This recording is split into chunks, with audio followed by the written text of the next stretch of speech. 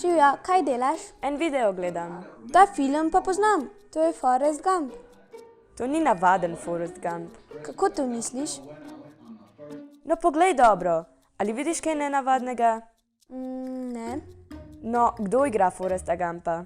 Tom Hanks? Točno. Dobro poglej. A je tole res Tom Hanks?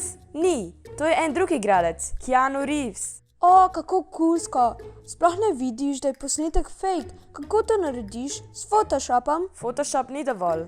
Takšnemu videu se reče deepfake. Cel video je fake, nastane pa s pomočjo umetne inteligence. Nekdo v njem recimo dela nekaj, česar v resnici nikoli ne bi. Ali pa na posnetku sploh ni on, ampak nekdo drug. Zakaj bi nekdo naredil deepfake? Za zabavo.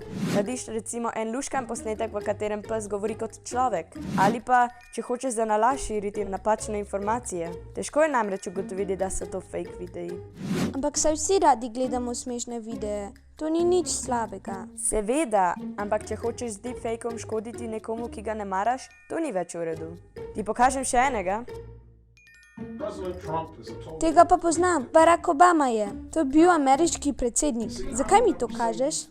Da vidiš, kako nastane deepfake. Z številnih posnetkov so naredili enega in mu dodali besedilo, ki ga govori igralec. In kaj govori? Reči, ki jih Obama v resnici nikoli ni izrekel. Recimo, predsednik Trump je popoln drekač. A potem ne smem verjeti vsemu, kar vidim?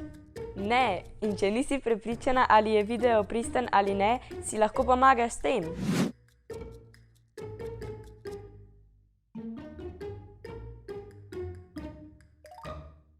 Imaš idejo, kako prijateljem povedati, da naj bodo pozorni, ali so novice, ki jih berejo, resnične ali lažne? Posnavi video in nam ga pošlji na naslov urednik@sasoris.si. 3 najbolj zabavne bomo nagradili.